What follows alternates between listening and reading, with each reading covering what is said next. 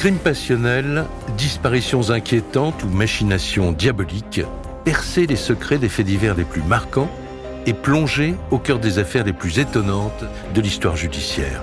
La découverte de la vérité ne tient parfois qu'à un fil. Bienvenue dans Chroniques criminelles. Dans cet épisode, l'affaire Mary Dupe. Je vous propose de traverser l'Atlantique pour une affaire qui débute le 22 mars 1992 dans la province de Nouvelle-Écosse, au Canada. Alors qu'une tempête de neige s'abat sur la petite ville de Sydney, Mary Dupe prend son service à l'épicerie Big Ben. Quelques heures plus tard, un client la découvre baignant dans une mare de sang sauvagement égorgée. S'agit-il d'un crime de rôdeur ou ce meurtre est-il plus personnel? La réponse dans ce podcast inédit de Chroniques criminelles.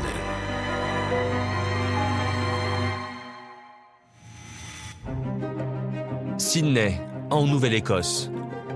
Une paisible petite ville côtière au nord-est du Canada. Ici, les habitants mènent une vie tranquille et sans histoire. Mais en 1992, un drame va marquer à jamais les esprits et faire basculer toute la population dans l'horreur.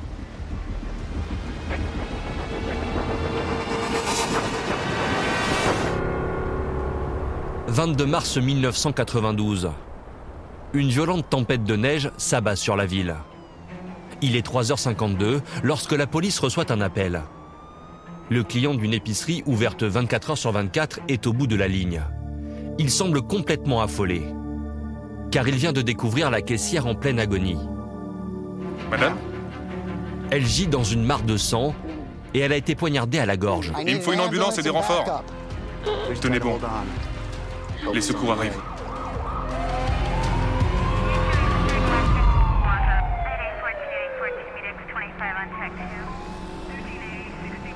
Paul Doyle est l'un des premiers agents à arriver sur place. Qui est la victime? Mary Dupe, 46 ans. Elle venait de commencer à travailler de nuit. Elle est en route vers l'hôpital, mais elle a peu de chances de s'en tirer. Une fois dans l'épicerie, Doyle passe la scène de crime au peigne fin pour essayer de comprendre ce qu'il s'est passé. Il y avait du sang partout. L'altercation avait clairement été très violente. Une traînée de sang le mène derrière le comptoir où il trouve la caisse ouverte. L'argent a été volé. Est-ce que c'était un meurtre? Le coupable s'était peut-être dit qu'il valait mieux faire passer ça pour un vol qui avait dérapé. Ou est-ce qu'on avait affaire à quelqu'un qui n'en avait qu'après l'argent, mais avait perdu le contrôle de ses actions? En continuant son inspection, Doyle remarque un mégot de cigarette qui a été écrasé dans le cendrier du comptoir. Un peu plus loin, il trouve également une tasse à café jetable. Ces objets appartiennent peut-être au tueur. Ils sont soigneusement prélevés par les agents. Il manque aussi un couteau dans le porte-couteau. Tandis que la police inspecte la scène de crime, Mary Dupe lutte contre la mort. Ils ont tout essayé pendant une trentaine de minutes, mais elle a succombé à ses blessures. Elle n'a jamais repris conscience. Elle n'a donc pas eu l'occasion de dire à qui que ce soit ce qui lui était arrivé. Madame Dupe avait un total de 40 blessures. La plupart d'entre elles avaient été infligées au niveau du visage, de la tête et du cou. Et c'étaient toutes des blessures au couteau. Une fois qu'ils ont terminé d'inspecter la scène de crime, les inspecteurs se rendent au domicile de Mary. Avant même qu'ils ne disent quoi que ce soit, Doug Dupe se met à parler. Ma femme s'est fait tuer, c'est ça?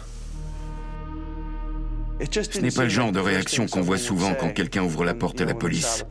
Compte tenu de la nature des blessures de la victime et des propos de Doug, ce dernier est devenu l'un de nos principaux suspects. Le mari de la victime est conduit au commissariat de police de Sydney. On a quelques questions à vous poser. Il n'était pas du tout content qu'on l'interroge. Il estimait qu'on perdait notre temps à enquêter sur lui. Il affirmait qu'il n'avait rien à voir avec le meurtre. Doug explique qu'il s'est tout de suite imaginé le pire quand il a vu la police arriver. Il n'avait jamais été rassuré à l'idée que sa femme travaille de nuit. Racontez-nous tout, Doug. Depuis le début. Le début? Très bien. Doug naît et grandit à Sydney. Quand il finit le lycée, au début des années 60, l'industrie du charbon et de l'acier est en déclin. Il déménage en Ontario et trouve du travail dans une usine automobile de Toronto. C'est là qu'il rencontre Marie. Salut. Salut. Il y a un groupe sympa qui donne un concert ce soir et je me demandais si ça te dirait d'y aller. Avec moi, je veux dire. Juste tous les deux? C'est l'idée. D'accord. À tout à l'heure.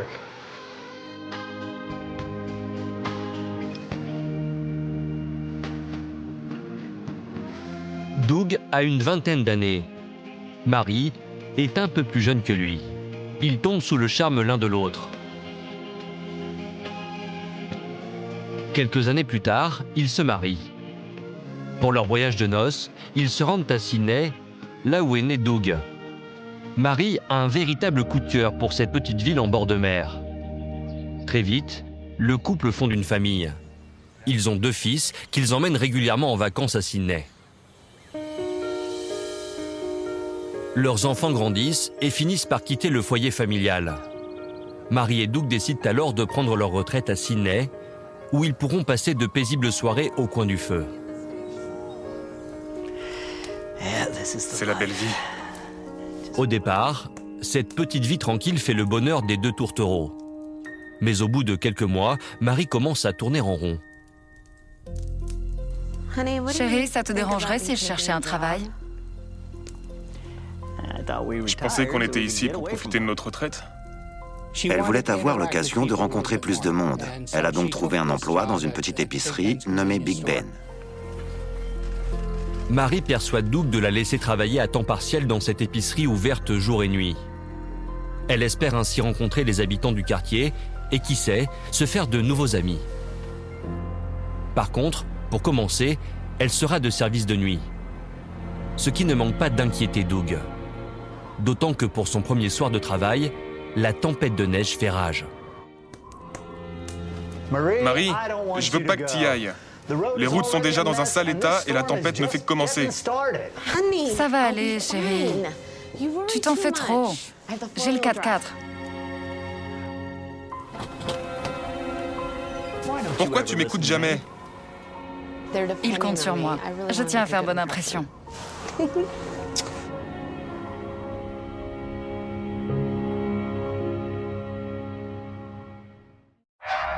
Doug ne le sait pas encore, mais c'est la dernière fois qu'il verra sa femme. Quelques heures plus tard, Marie est poignardée à mort dans la boutique où elle travaille.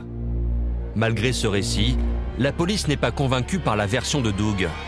Pour les inspecteurs, il fait encore figure de suspect. Pour les besoins de l'enquête, il accepte de passer au détecteur de mensonges. Monsieur Dupe, vous avez tué votre femme? Non, je l'ai pas tuée. Doug clame son innocence et affirme qu'il n'avait aucun moyen d'aller à l'épicerie dans la tempête puisque Marie était partie avec leur 4x4. Une dernière fois, monsieur Dupe. Avez-vous tué votre femme? Non. Le test est terminé. Le détecteur de mensonges confirme sa version des faits. Doug Dupe est retiré de la liste des suspects. Mais alors, qui aurait pu en vouloir à Marie au point de l'égorger? Pour Doug, c'est incompréhensible. Le couple venait d'arriver à Sydney, donc il ne connaissait pas grand monde. Et depuis qu'ils étaient ensemble, il ne l'avait jamais vu se faire aucun ennemi.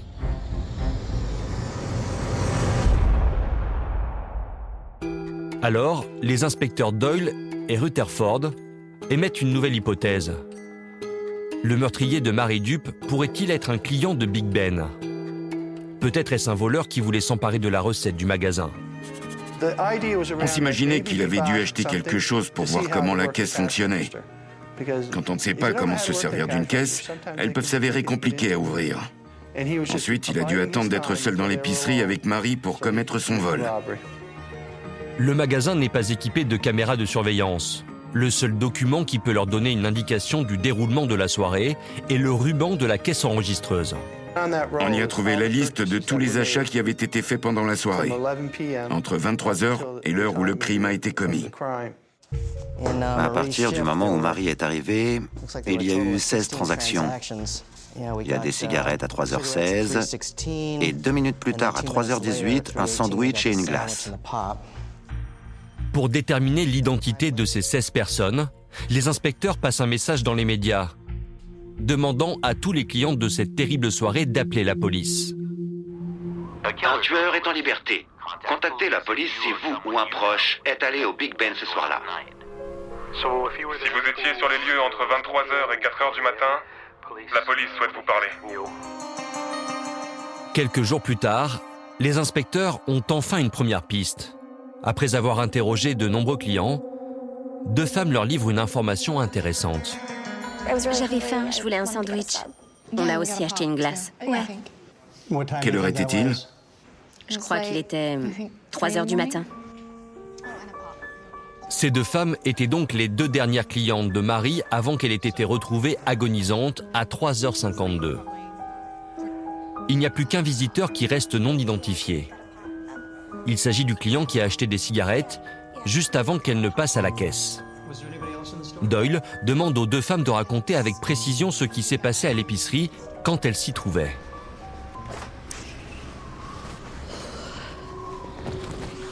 Je pensais plus voir personne. Qu'est-ce que vous voulez? Je voudrais un sandwich au salami et au fromage, s'il vous plaît. D'accord. Elles expliquent qu'il n'y avait personne dans le magasin à part un jeune homme qui était assis au fond du coin repas. Il était en train de fumer. À tout hasard, vous sauriez qui est le type qui est assis là-bas? Je l'ai jamais vu. Moi non plus. C'est pas grave. Vous voulez qu'on reste un peu? Non, c'est ma première nuit. Je m'en fais sûrement pour rien. D'accord. Pas de souci. Voilà. Au revoir. On savait qu'il était encore sur place après le passage de ses dernières clientes, juste avant la mort de Marie. Il y avait donc de grandes chances qu'il soit l'auteur du crime. Les inspecteurs réinterrogent des centaines de personnes à propos de ce fameux jeune homme, mais n'obtiennent aucune réponse intéressante. L'enquête est dans l'impasse. Pourtant, 10 jours après le meurtre, ils vont avoir une bonne surprise. Le temps plus clément a fait fondre la neige et une pièce à conviction déterminante est retrouvée sur le parking de l'épicerie.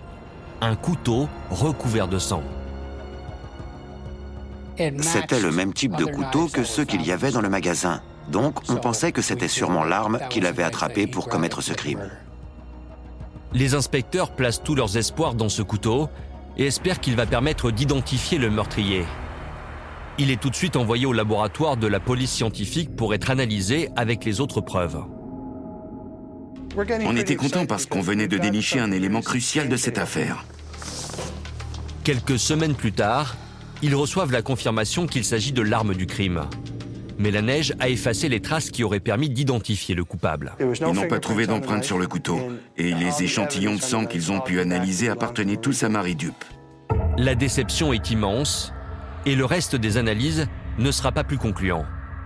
Aucune empreinte n'a été retrouvée, ni sur le mégot de cigarette, ni sur la tasse à café que cet homme non identifié aurait laissé derrière lui. En 1992, les tests ADN n'en sont qu'à leur balbutiement. Il faut un échantillon important pour pouvoir identifier une personne. Faute de moyens scientifiques, aucune des pièces à conviction ne permet d'obtenir un résultat probant. 1 an après le drame, l'affaire est au point mort.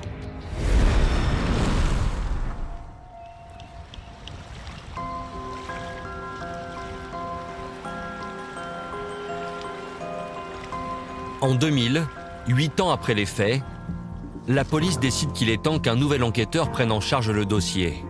C'est l'agent Lloyd McCormack qui est choisi. C'est tout ce qu'on a sur cette affaire. Voilà le classeur. Je te laisse regarder. Merci. McCormack est un père de famille originaire de la région. C'est un policier sérieux et dévoué depuis 1983. Il commence par éplucher tous les détails de l'affaire Marie Dupe. La science a avancé en termes de tests ADN et un détail lui saute tout de suite aux yeux. On a eu une réunion et on s'est dit, tentons le tout pour le tout et envoyons ce qu'il reste du mégot et de la tasse à café au labo. On espérait qu'il puisse en tirer quelque chose de plus concret. Il ne reste plus qu'à croiser les doigts et à attendre.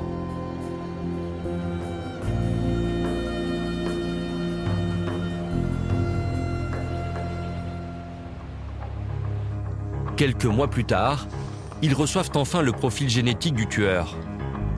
Mais à leur grand désarroi, ce n'est celui d'aucun des criminels enregistrés dans leur base de données. On se retrouvait de nouveau dans l'impasse. C'était très désagréable. Encore une fois, on n'avait plus aucune piste à explorer. Étant donné que chaque jour de nouveaux profils de criminels sont répertoriés, Doyle, Rutherford et McCormack gardent espoir. Ils sont persuadés qu'un jour ou l'autre, le mystérieux fumeur qui a assassiné Mary Dupe sera lui aussi ajouté à leur fichier. « 5 juillet 2001, 9 ans après le drame, un courrier arrive au poste à l'attention des inspecteurs. Il s'agit des résultats d'une comparaison ADN. Et contre toute attente, On a notre homme, C'est qui? Ernest Gordon Strawbridge. les inspecteurs découvrent que Strawbridge a grandi au sein d'une famille éclatée dans la région de Terre-Neuve, à plus de 800 km de Sydney. Il s'est retrouvé seul et à la rue, alors qu'il n'était encore qu'un adolescent. Quelques mois avant le meurtre, Strawbridge avait quitté sa région natale pour la Nouvelle-Écosse. Il travaillait à temps partiel dans l'usine de recyclage de Sydney pour pouvoir acheter de la drogue et de l'alcool. Il venait d'avoir 17 ans. Après la mort de Mary Dupe, Strawbridge avait quitté son emploi et déménagé à Toronto. 9 ans plus tard, il s'était fait arrêter pour avoir tabassé sa petite amie. C'est suite à cet incident que son ADN avait été prélevé. Quand les inspecteurs reçoivent l'enveloppe, Strawbridge est en liberté conditionnelle. Mais ils ne peuvent pas encore l'arrêter. Car si l'ADN retrouvé sur la cigarette prouve qu'il était présent à l'épicerie, cela ne signifie pas qu'il est l'auteur du crime. On savait qu'on n'avait pas le droit à l'erreur. Si on l'arrêtait pour l'interroger, il pouvait très bien dire qu'il était sur les lieux ce soir-là, mais qu'il n'avait rien à voir avec le meurtre. Ça n'aurait pas suffi à l'inculper. Il fallait qu'on trouve un moyen de le faire avouer. Après l'avoir localisé à Toronto, ils le mettent sous surveillance. À ce moment-là, Strawbridge n'a pas d'emploi et en est réduit à fouiller dans les poubelles pour subvenir à ses besoins.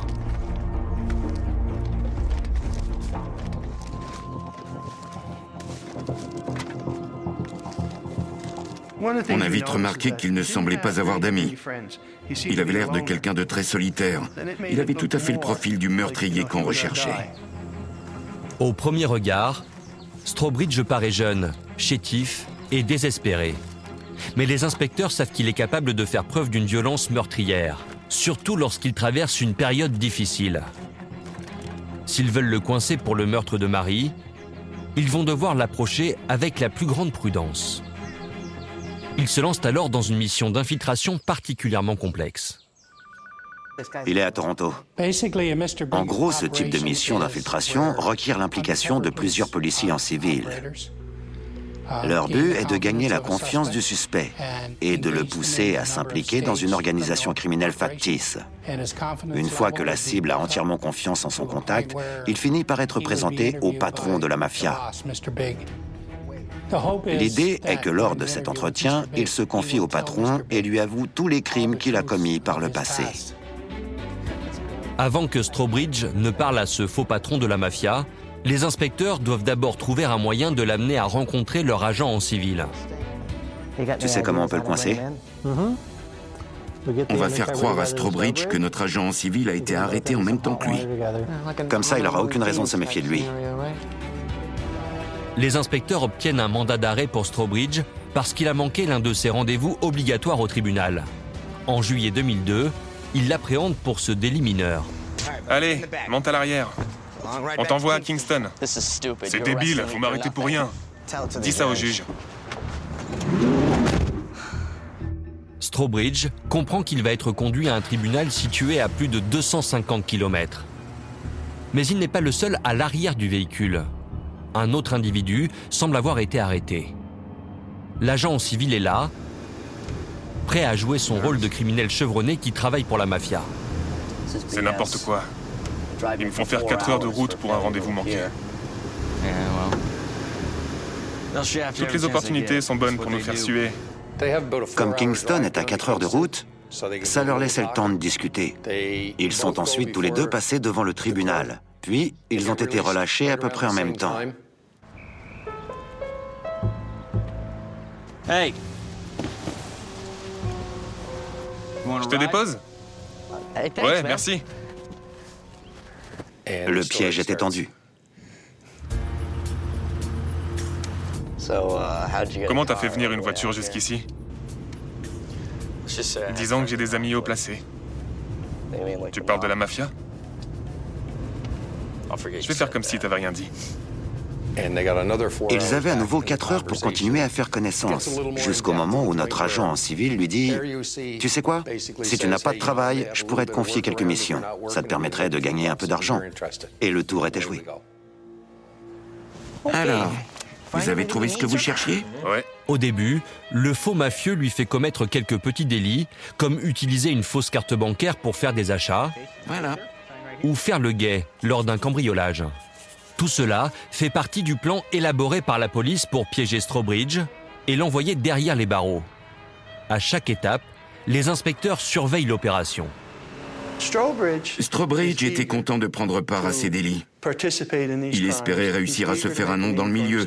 Il avait aussi envie de se faire un ami et il pensait que notre agent en civil était devenu le sien. À chaque mission, le jeune homme touche une récompense pour l'encourager à continuer. T'as le paquet? Oui, je l'ai. Il n'avait aucune source de revenus. Il était plus que satisfait de se faire quelques centaines de dollars en passant du temps avec son nouveau meilleur ami. Il croyait dur comme fer à toute cette histoire. C'est pour moi? Bon travail. Merci. Il avait beaucoup de respect pour notre agent infiltré. Ça se voyait à son comportement et à la façon dont il lui parlait. On avait presque l'impression qu'ils se connaissaient depuis toujours. Chaque nouvelle mission est conçue pour être un peu plus difficile que la précédente. De cette façon, l'assurance de Strawbridge se développe à mesure que l'agent gagne sa confiance. Je prépare un gros coup. On va s'attaquer à un camion qui transporte de l'alcool. Notre agent n'a jamais fait allusion au meurtre de Mary Dupe. Il n'a jamais posé aucune question à Strawbridge au sujet de son passé ou du fait qu'il ait vécu à Sydney. Aux yeux de Strawbridge, ils étaient partenaires en affaires. Et il pensait qu'il était en train de faire ses preuves au sein de la mafia. Si tu continues à bien travailler, le patron va être content. Tu crois qu'il pourrait finir par m'offrir un travail à temps plein? J'aimerais bien me faire une place au sein de l'organisation. Peut-être. On verra.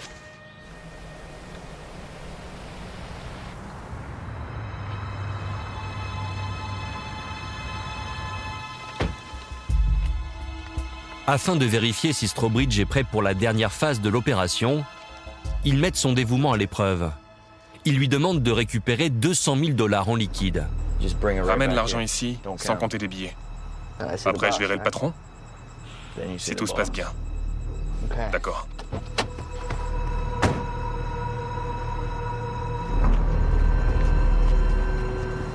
Il s'exécute.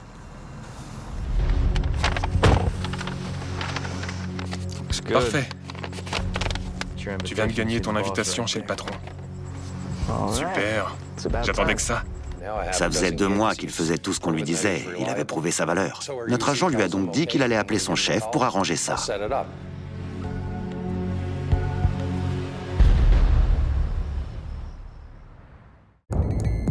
Deux semaines plus tard, le dispositif est en place.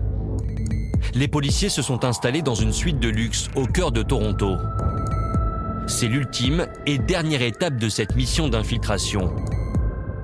Toute l'équipe est sur le pont. On a aménagé une pièce dans la suite avec terrasse d'un hôtel de Toronto. Les quartiers du patron se devaient d'être à la hauteur de son statut. Il ne séjournerait jamais dans une chambre d'hôtel lambda. On tenait à s'assurer que Strawbridge n'ait aucun doute quant au fait que ce type soit un baron de la mafia. Tout avait été mis en scène dans les moindres détails. On avait installé des micros et des caméras.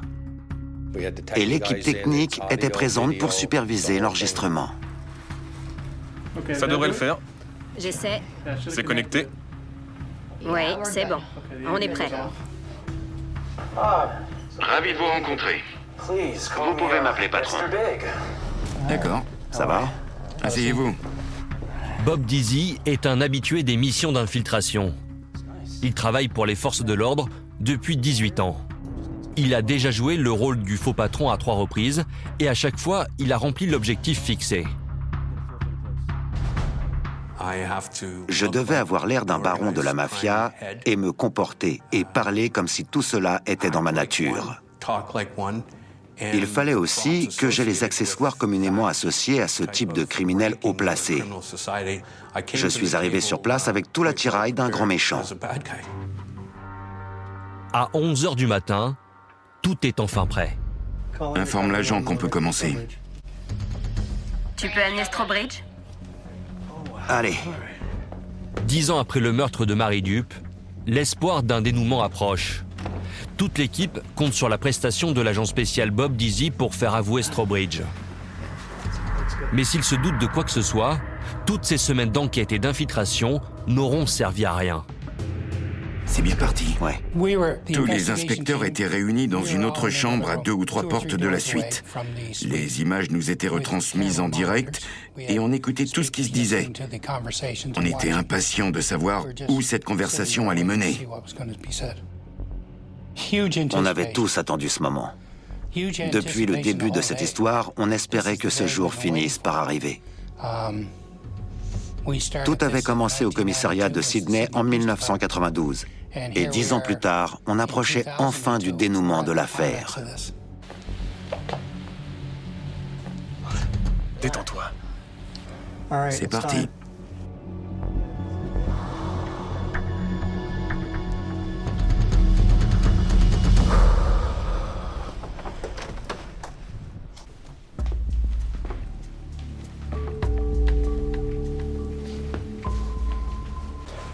Salut, Jimmy. Patron, c'est le type dont je vous ai parlé. À tout à l'heure.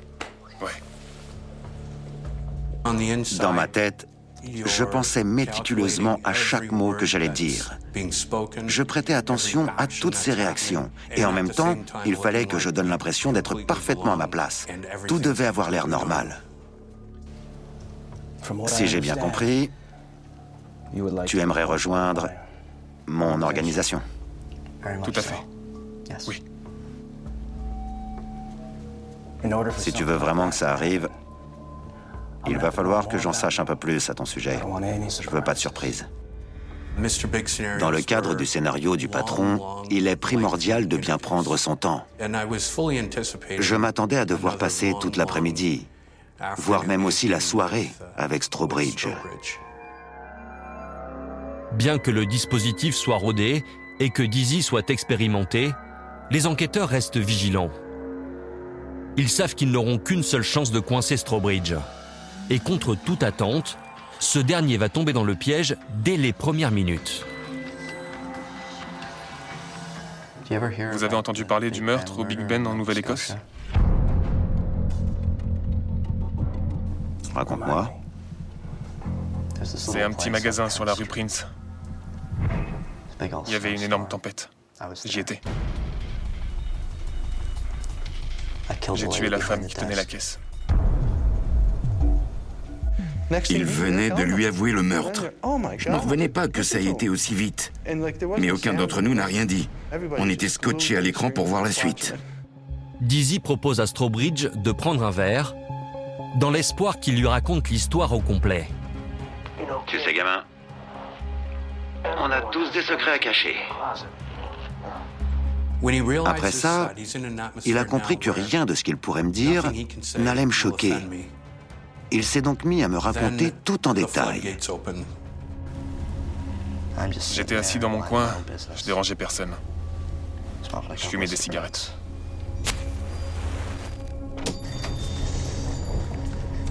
Salut Roy, ça va? Il me faut du sirop pour la toux. D'accord, Je n'ai que de la petite monnaie. c'est rien. Voilà pour vous. Merci. Bonne soirée. Salut.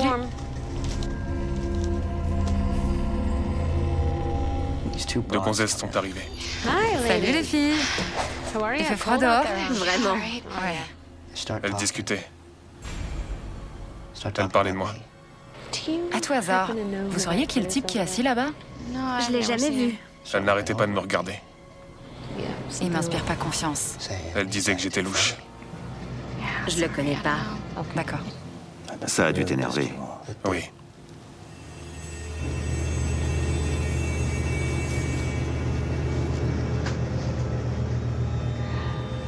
Je viens tout juste de commencer à travailler ici. D'accord. Il est vraiment bizarre. Ouais, je trouve aussi. Tu sais quoi, gamin? C'était un manque de respect. Oui, elle n'avait aucun respect. Restez bien au chaud surtout. Au revoir. Tenez. Au revoir.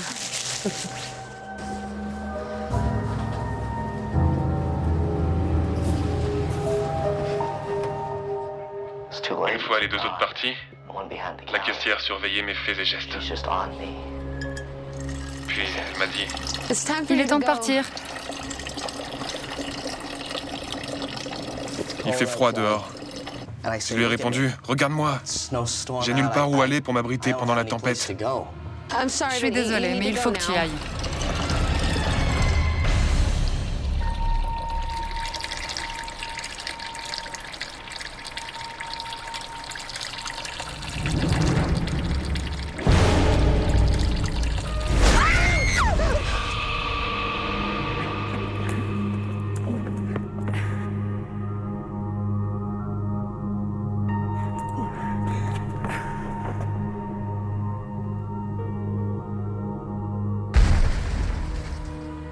Quelques heures après ses aveux, Strawbridge quitte les lieux, persuadé d'avoir rejoint la mafia.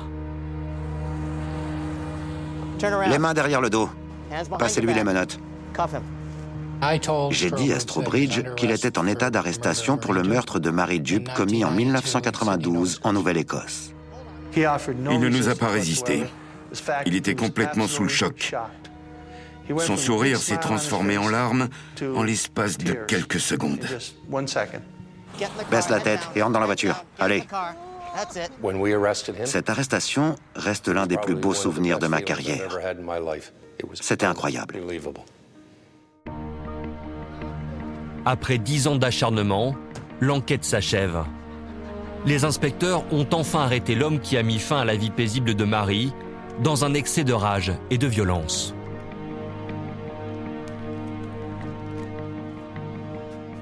Ça fait 38 ans que je travaille dans la police. Et la résolution de cette affaire reste sans équivoque l'un des moments les plus marquants de ma vie.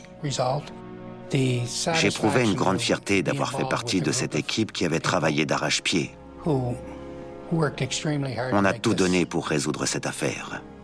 Tout. Atteindre notre but après autant de temps était vraiment très satisfaisant. Mais c'est aussi très triste de voir que quelqu'un d'aussi jeune puisse se gâcher la vie en succombant à la colère. Ses actions ont ruiné sa vie et celle de Mary et de ses proches. C'est tragique, mais c'est ce qui s'est passé. Et il fallait qu'on fasse le nécessaire. Je pense que même si cette enquête a été très longue, notre équipe a fait du bon travail. J'étais content de pouvoir aider la famille Dupe à enfin tourner la page. J'étais surtout heureux pour Doug parce que j'espérais que cette nouvelle lui permette de retrouver la paix après ces 10 années de souffrance. C'était vraiment gratifiant. En mai 2003, 11 ans après les faits, Ernest Gordon Strawbridge plaide coupable pour le meurtre de Mary Dupe. Condamné à la perpétuité, il meurt en 2013 d'une crise cardiaque. Il avait 37 ans.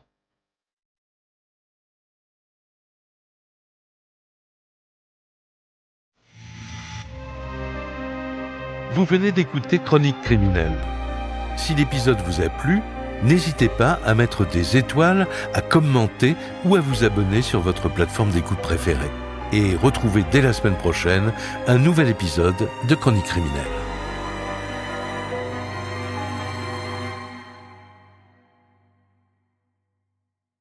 Le brouillard de Londres s'étendait comme un voile glacé sur les rues pavées du centre-ville, enveloppant Big Ben dans une atmosphère presque irréelle. Les réverbères diffusaient une lumière jaunâtre, projetant des ombres mouvantes sur les façades des bâtiments victoriens. Marie Dupe marchait à pas pressés, serrant contre elle un manteau trop léger pour cette nuit d'octobre, le col relevé pour se protéger du vent mordant. Ses talons résonnaient sur les pavés, un écho métallique qui semblait se répondre lui-même, comme si la ville elle-même respirait au rythme de sa peur. Elle venait de quitter le café de Westminster, un lieu habituellement chaleureux, où le parfum du café fraîchement moulu et des croissants chauds créait une illusion de sécurité. Mais ce soir, l'air semblait chargé d'une menace invisible, et chaque passager qui croisait son chemin lui apparaissait comme une silhouette suspecte. Marie avait appris à lire la ville comme un livre ouvert, chaque mouvement, chaque clignement de lumière, chaque souffle de vent portait un signe. Et ce signe, ce soir, lui criait de se méfier. Depuis quelques semaines, Londres vivait sous l'ombre d'un tueur que les journaux surnommaient déjà « le tueur de Big Ben ». Les crimes semblaient n'avoir ni motif ni logique, et pourtant, chaque scène portait une signature indélébile, un objet personnel de la victime placé sur le parapet de la tour de l'horloge, soigneusement aligné avec les aiguilles de l'horloge à l'heure exacte de la mort. La presse était en émoi, les habitants étaient terrifiés, et la police londonienne était dépassée. Marie, en tant que journaliste d'investigation, avait senti l'appel irrésistible de cette histoire. Elle voulait comprendre, déchiffrer, et si possible, arrêter le cauchemar avant qu'il ne s'aggrave. Alors qu'elle traversait le pont de Westminster, le vent glacial lui fouetta le visage. Elle sentit son téléphone vibrer dans la poche intérieure de son manteau. Le message était succinct. « Nous avons besoin de vous. Rendez-vous au café de St. James. Minuit. » Le message n'était signé. Aucun nom. Juste une promesse implicite de réponse à ses questions, et peut-être, un piège. Marie hésita, mais la curiosité l'emporta sur la prudence. Elle savait que chaque enquête avait un prix, et elle avait accepté le sien bien avant ce soir. Arrivée au café de St. James, elle repéra immédiatement la silhouette qui l'attendait. C'était un homme grand, vêtu d'un manteau noir épais et d'un chapeau incliné sur le visage, de sorte que ses traits étaient à peine discernables dans la lumière faible. Marie s'approcha, et l'homme fit un geste à demi invisible pour l'inviter à entrer. L'intérieur du café était presque vide, seulement quelques clients dispersés autour de tables, absorbés dans leurs tasses de thé et de café.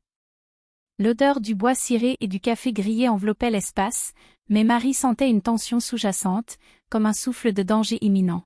« Marie Dupe » demanda l'homme, sa voix basse et mesurée, presque un murmure. « C'est moi » répondit-elle, s'asseyant face à lui.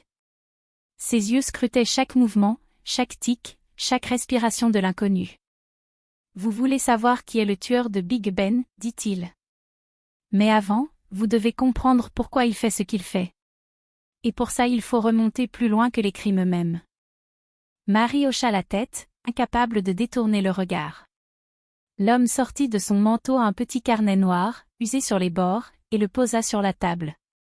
Il ouvrit à une page au hasard, révélant des notes, des schémas et des cartes de Londres annotées avec une précision obsessionnelle. Chaque victime, continua-t-il, est choisie selon un schéma. Ce n'est pas aléatoire.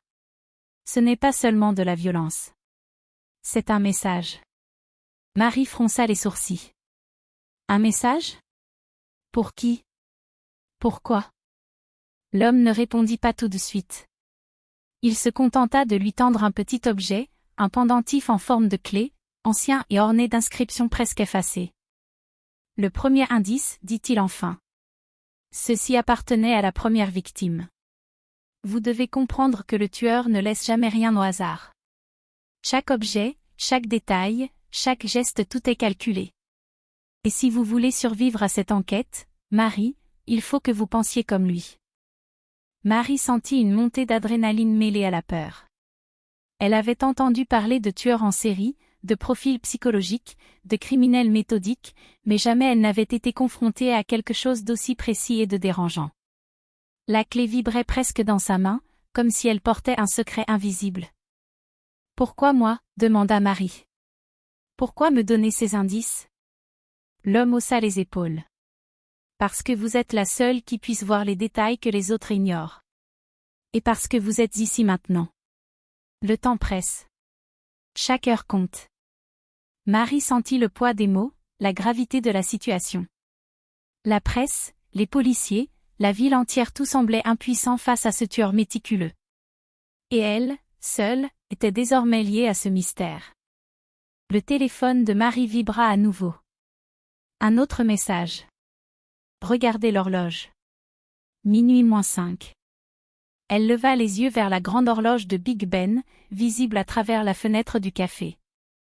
Les aiguilles semblaient immobiles, mais dans son esprit, le compte à rebours avait déjà commencé. Le cœur de Marie battait à tout rompre. L'homme derrière le carnet noir se leva, comme pour disparaître dans l'ombre. « Restez vigilante, murmura-t-il. Tout est lié à l'horloge. Tout est lié à la ville. Tout est lié à vous. » Et avant qu'elle puisse répondre, il avait disparu. Marie se retrouva seule, avec le carnet, la clé et le poids d'un mystère qui semblait s'étendre bien au-delà des frontières de Londres. Chaque son, chaque ombre devenait suspect. Le tic-tac de Big Ben résonnait dans son esprit comme un avertissement, et elle savait qu'elle n'avait plus le droit à l'erreur. Elle sortit du café, la clé serrée dans sa main. Le brouillard semblait s'être épaissi, engloutissant la ville dans une obscurité mouvante. Les rues de Londres n'étaient plus familières, elles étaient un labyrinthe où chaque détour pouvait être fatal. Marie devait suivre le chemin du tueur avant que lui ne la trouve. Et ce chemin, elle le savait, commençait maintenant. Alors qu'elle avançait vers le pont, elle sentit une présence derrière elle. Elle se retourna brusquement. Rien. Juste le vent et le murmure des pas perdus dans la brume. Mais le sentiment de danger persistait, tenace, inexorable. Elle devait garder la tête froide. Le tueur de Big Ben observait, calculait, attendait. Et Marie Dupe, journaliste déterminée, allait découvrir que parfois, la curiosité n'est pas une vertu mais un risque mortel. Le tic-tac de l'horloge marquait chaque seconde comme un glas. Marie savait que cette nuit allait changer sa vie à jamais. Et quand minuit sonna, la première énigme de l'affaire Marie Dupe se révéla dans le silence oppressant de Londres. Marie Dupe longeait les rives de la Tamise, chaque pas résonnant sur le sol humide comme un avertissement. La clé qu'elle serrait dans sa main semblait brûlante, comme si elle contenait l'énigme de ce tueur méthodique. Elle ne pouvait s'empêcher de se demander pourquoi l'inconnu du café l'avait choisie elle, pourquoi la mêler à ce cauchemar londonien. La peur s'entremêlait à l'excitation, chaque sensation était amplifiée, chaque souffle devenait un écho dans sa poitrine. Le brouillard était maintenant si dense que Big Ben apparaissait comme un spectre géant, ses aiguilles semblant flotter dans l'air. Marie sentit un frisson glacial parcourir son échine. Elle savait que le tueur était proche, qu'il observait ses mouvements, invisibles mais omniprésents. Les lumières des lampadaires diffusaient des halos indistincts, transformant chaque silhouette en menace potentielle. Les pas derrière elle reprirent, furtifs, calculés, comme si quelqu'un jouait avec elle un jeu cruel de chat et souris. Elle accéléra le pas, remontant vers Westminster. Le carnet noir, toujours serré contre elle, contenait des notes qui semblaient à la fois chaotiques et parfaitement organisées. Des schémas tracés à la main, des cartes annotées avec des symboles cryptiques, et des noms de victimes qui s'étalaient en longues colonnes méticuleusement alignées. Marie savait qu'elle devait décoder ces indices pour comprendre le profil du tueur. Chaque détail, aussi insignifiant qu'il puisse paraître, pouvait être la clé d'un puzzle macabre. Arrivée sur le pont de Westminster, elle aperçut un petit attroupement de policiers et de curieux. La scène était inquiétante, une nouvelle victime, et l'horloge de Big Ben semblait marquer l'heure de son destin. Le corps avait été découvert avec une précision clinique, un pendentif similaire à celui qu'elle avait reçu, posé sur le parapet, aligné avec l'aiguille des minutes exactement à l'heure du décès. Marie sentit son estomac se nouer. Elle était désormais confrontée à la réalité, ce n'était plus seulement une enquête journalistique. C'était un jeu de survie. Un détective, grand et corpulent, s'approcha d'elle. Son regard trahissait la fatigue accumulée de semaines d'enquête sans résultat. « Vous êtes Marie Dupe, n'est-ce pas » demanda-t-il. « Oui » répondit-elle, montrant discrètement la clé dans sa poche. « J'ai des informations. » Il la scruta, hésitant, mais l'urgence dans ses yeux l'emporta. « Entrez. Nous avons besoin de toutes les pistes, mais vous devez être prudente. Le tueur est méthodique. Il s'est observé, anticipé et il frappe sans prévenir. » Marie suivit le détective jusqu'à un petit bureau improvisé, où des photos des victimes étaient affichées sur les murs, reliées entre elles par des fils rouges. Chaque photo était accompagnée de notes manuscrites, d'analyses de scènes de crime et de profils psychologiques. Les policiers avaient essayé de comprendre, de profiler, mais le tueur restait insaisissable. Les visages des victimes, tous anonymes pour la plupart, semblaient désormais former un catalogue de victimes parfaites pour un criminel obsédé par la symbolique et le temps. Marie sortit le carnet noir et le posa sur la table. « Ces notes, elles appartiennent au tueur, » expliqua-t-elle. « Je les ai reçues d'un inconnu, ce soir, avant le dernier meurtre. Il y a une logique, mais il faut que quelqu'un la décode. » Le détective fronça les sourcils, intrigué mais sceptique. « Vous savez que cela peut être un piège ? Si vous avez été contacté directement par le tueur, il peut essayer de vous manipuler. » Marie acquiesça, consciente du danger. Mais l'instinct journalistique, ce besoin irrépressible de comprendre, était plus fort que la peur. « Je dois comprendre. Si je ne le fais pas, quelqu'un d'autre mourra. » Ils passèrent les heures suivantes à étudier les notes, cherchant un schéma. Des cartes de Londres étaient recouvertes de cercles et de flèches, chaque point marqué correspondait à une scène de crime passé ou à un lieu où le tueur pourrait frapper. Marie remarqua un motif particulier, les lieux formaient un alignement approximatif avec les cadrans de Big Ben. Chaque crime se produisait à une heure spécifique, choisie avec soin pour correspondre à un angle précis de la lumière du soleil ou de l'ombre projetée par l'horloge. « Regardez cela, » murmura-t-elle, pointant une série de points sur la carte. C'est comme s'il jouait avec le temps, avec la ville et avec nous. Le détective hocha la tête, impressionné malgré lui. Si vous avez raison, cela change tout. Il ne s'agit pas simplement d'un tueur en série. Il y a une obsession symbolique. Et si nous voulons l'arrêter, il faudra anticiper sa logique pensée comme lui. Marie se pencha sur le carnet, ses yeux parcourant les pages avec une intensité presque douloureuse.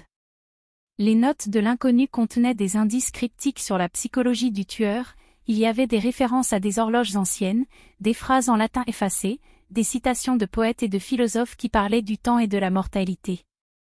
Marie commença à comprendre qu'il ne s'agissait pas seulement de meurtre, c'était une performance, un rituel, une déclaration.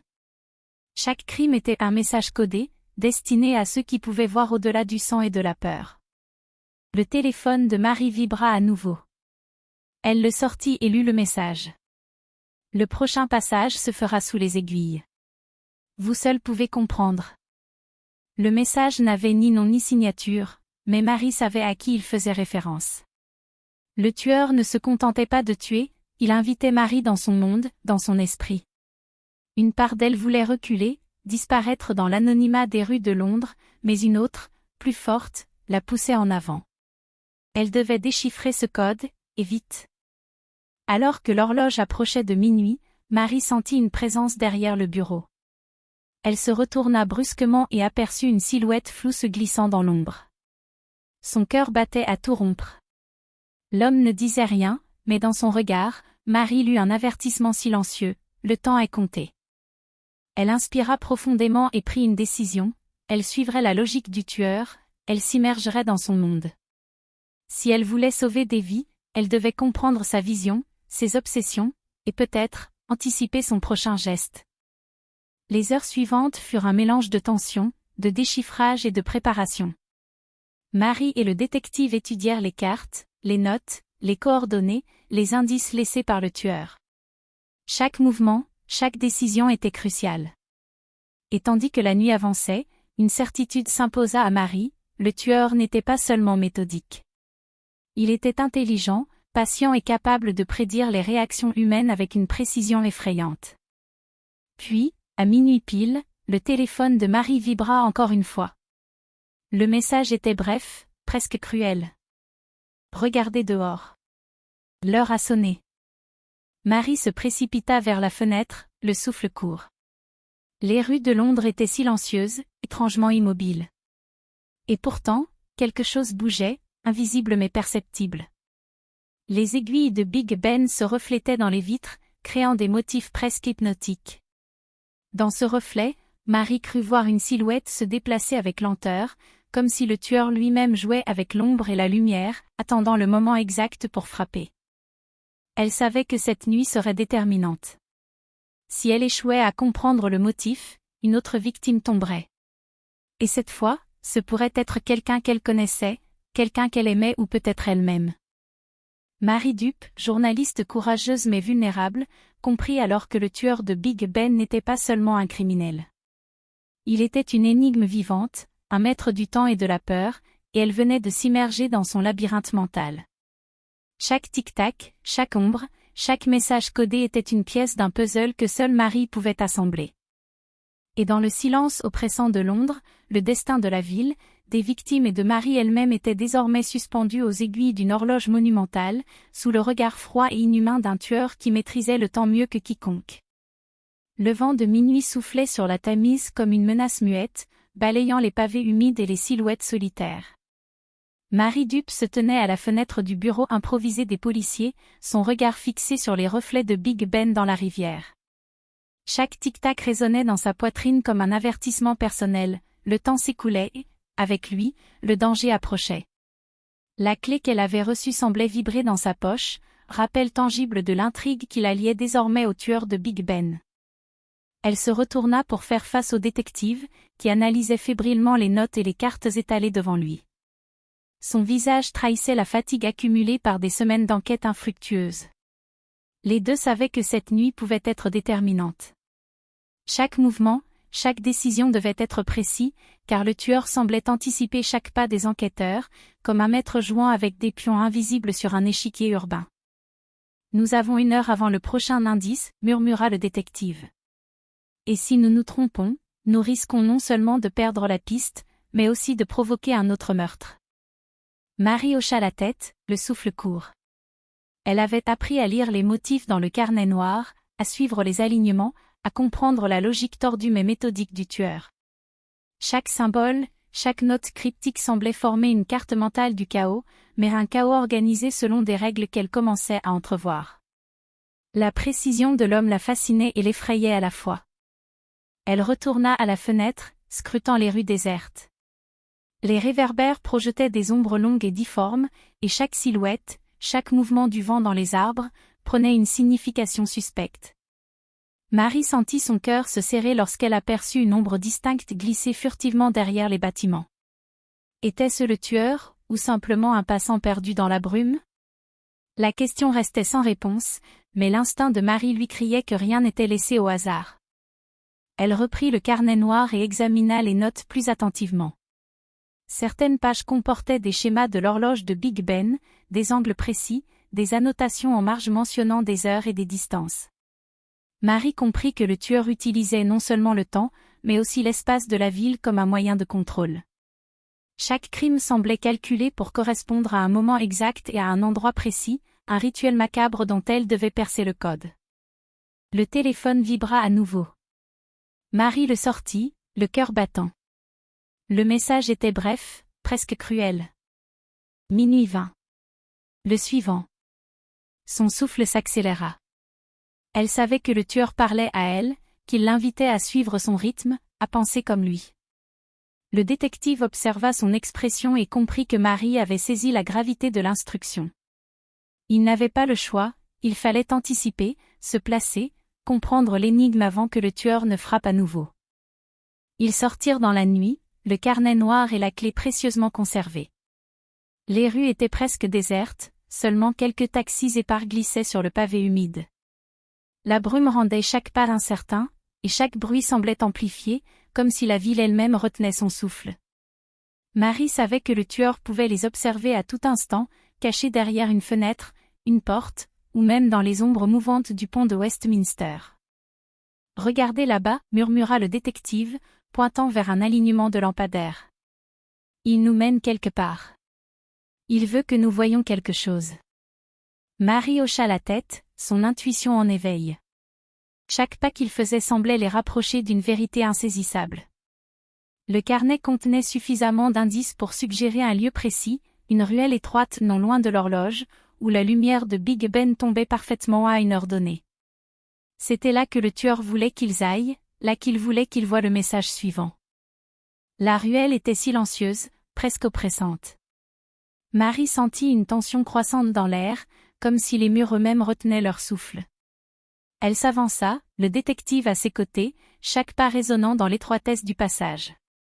Et alors qu'ils atteignaient le centre, Marie vit quelque chose qui la figea, une silhouette agenouillée, face au mur, un objet brillant à la main, parfaitement aligné avec l'ombre projetée par Big Ben. Elle s'approcha avec précaution, le détective derrière elle. L'objet n'était autre qu'une montre ancienne, ouverte sur un cadran précis, indiquant l'heure exacte du prochain meurtre. Le détail était d'une précision effrayante. Marie sentit un frisson parcourir son échine, le tueur ne laissait jamais rien au hasard. Chaque détail, chaque objet, chaque placement était un message. Et ce message, Marie le savait, était destiné à elle. « C'est lui » murmura le détective, la voix basse. « C'est son style. C'est le même rituel que pour les victimes précédentes. » Marie hocha la tête, les yeux rivés sur la montre. Elle comprit que le tueur voulait qu'elle décode quelque chose, qu'elle suive son rythme, qu'elle comprenne sa logique. Le carnet noir et la clé étaient les pièces d'un puzzle, mais pour assembler ce puzzle, il fallait plonger dans l'esprit du criminel. Et cela signifiait prendre des risques que peu auraient osé affronter. Soudain, un bruit sec retentit derrière eux. Marie se retourna brusquement, mais il n'y avait rien. Juste la brume, les pavés humides, et la silhouette indistincte des lampadaires. Elle sentit son cœur battre plus vite. Le tueur jouait avec eux, il savait qu'ils étaient là, et il les observait, invisibles mais omniprésents. Elle tendit la main vers la montre, la palpant avec précaution. Le mécanisme semblait presque vivant, comme s'il vibrait au rythme du temps lui-même. Marie comprit que chaque détail était un test, chaque objet un indice pour anticiper le prochain mouvement du tueur. Et elle devait être prête, car le prochain acte allait se dérouler sous ses yeux. Le détective posa une main sur son épaule. « Marie, êtes-vous sûre de vouloir continuer ?» Elle inspira profondément, serrant la clé dans sa main. « Oui. Nous devons comprendre. Nous devons l'arrêter. » Ils restèrent là, dans le silence oppressant de la ruelle, scrutant chaque ombre, chaque mouvement. Et alors que les aiguilles de Big Ben avançaient vers minuit 20, Marie sentit une présence derrière elle. Une silhouette se dessina dans la brume, avançant lentement, mesurée, avec une précision presque mécanique. Le tueur était là, invisible mais tangible, et chaque pas qu'il faisait semblait calculé pour provoquer une réaction. Marie se retourna, prête à affronter l'inconnu. Elle savait que ce moment déterminerait le reste de l'enquête. Le carnet noir, la clé, et la montre étaient maintenant les instruments de sa survie, les instruments pour déchiffrer l'esprit du tueur. Chaque seconde comptait, et chaque mouvement pouvait être fatal. Et alors que le tueur émergeait de l'ombre, Marie comprit l'ampleur de ce qu'elle affrontait, ce n'était pas simplement un criminel. C'était un maître du temps, un stratège de la peur, et elle venait de pénétrer dans son monde. Chaque tic-tac de Big Ben résonnait comme un avertissement personnel, chaque ombre semblait porter son regard, et chaque seconde rapprochait inexorablement le moment où elle devrait faire un choix décisif. Marie Dupe, journaliste intrépide mais vulnérable, se trouvait à l'aube d'une confrontation qui allait tester son esprit, sa détermination, et sa capacité à comprendre l'inimaginable. Londres, enveloppée de brume et de silence, semblait retenir son souffle. Le tueur de Big Ben avançait, méthodique, invisible, et Marie savait que cette nuit serait celle où le jeu de la chasse et de la survie atteindrait son paroxysme. Le brouillard de Londres s'était épaissi, transformant la ville en un labyrinthe incertain. Marie Dupe avançait prudemment, le détective à ses côtés, le carnet noir et la clé toujours serrée dans ses mains. La silhouette aperçue dans la ruelle semblait avoir disparu, mais Marie savait mieux que quiconque que le tueur n'était jamais loin. Chaque bruit, Chaque mouvement dans l'ombre pouvait annoncer la prochaine tragédie. Les ruelles étroites de Westminster se succédaient comme un enchevêtrement de fils invisibles. Les lampadaires projetaient des cercles de lumière qui ne faisaient qu'accentuer l'obscurité environnante. Marie avançait en silence, ses sens en alerte maximale.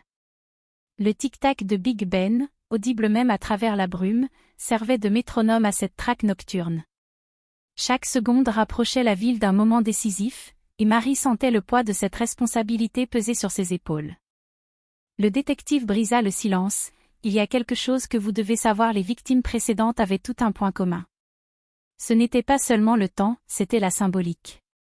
Chaque crime faisait référence à un événement historique ou à un symbole de Londres. Marie hocha la tête, ses yeux scrutant les murs environnants. Elle comprenait maintenant que le tueur de Big Ben n'était pas seulement un assassin méthodique. Il était un architecte de la peur, un stratège qui utilisait la ville elle-même comme toile pour ses messages cryptiques. La clé qu'elle possédait, le carnet noir, les objets laissés sur les lieux, tout faisait partie d'un puzzle macabre, et chaque pièce révélait un peu plus de sa vision dévoyée du monde. Soudain, un cri strident retentit dans la ruelle voisine, brisant le silence nocturne. Marie se figea, son cœur battant à tout rompre. Le détective dégaina sa lampe torche, balayant les ombres. Au fond de la ruelle, une silhouette gisait à terre, immobile.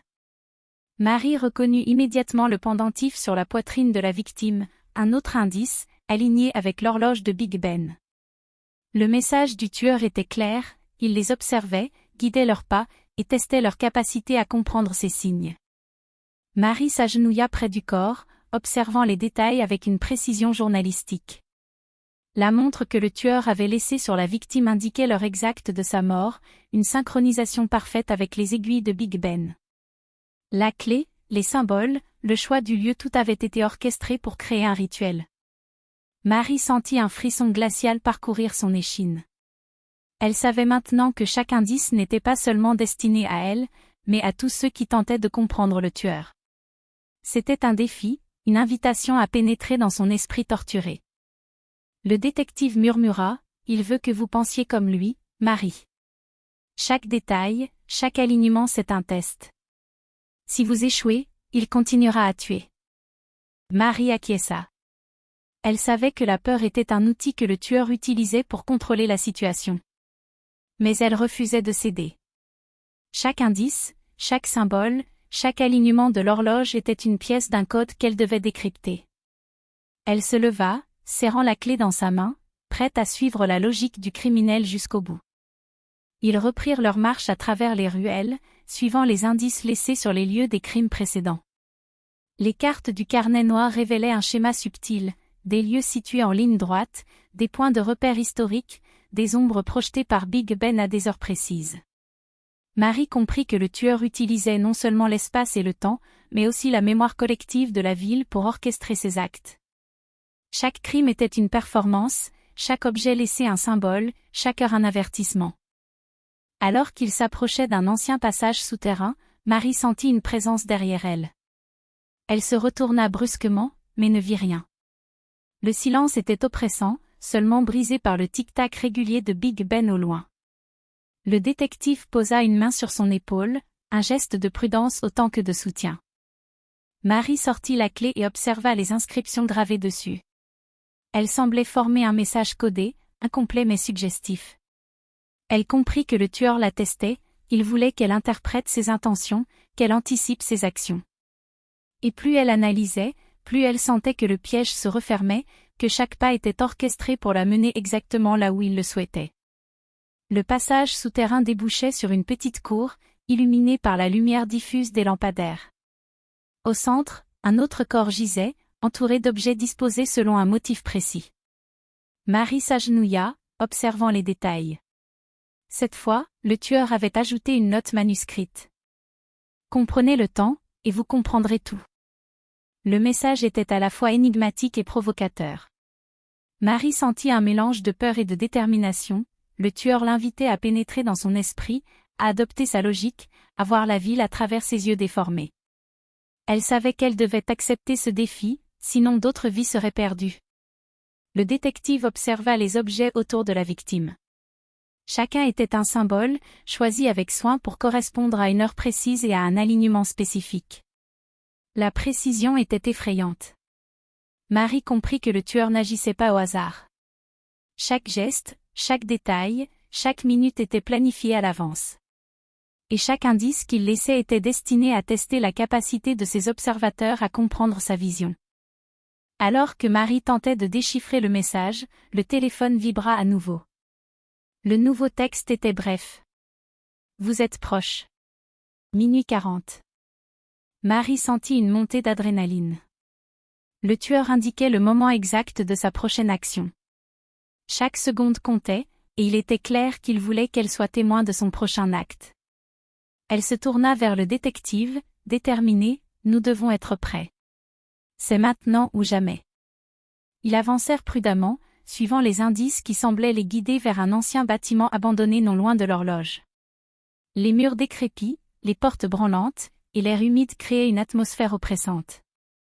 Marie sentit son cœur battre plus vite, mais elle savait qu'elle devait rester concentrée. Chaque pas, chaque souffle, chaque détail pouvait être crucial pour comprendre le tueur. Arrivés à l'intérieur, l'obscurité les enveloppa. Le détective alluma sa lampe torche, balayant la pièce. Des objets éparpillés sur le sol formaient des motifs étranges, et au centre, une horloge ancienne indiquait minuit 40 exactement. Marie reconnut immédiatement le rituel, le tueur se servait du temps et de l'espace pour créer une symphonie macabre, et chaque détail était une note dans cette composition. Elle s'approcha de l'horloge, analysant les symboles gravés autour du cadran. Les inscriptions correspondaient aux notes du carnet noir. Marie sentit une révélation se former dans son esprit, le tueur utilisait les lieux emblématiques de Londres comme un échiquier, les aiguilles de Big Ben comme une partition, et chaque crime comme une note dans sa mélodie de terreur.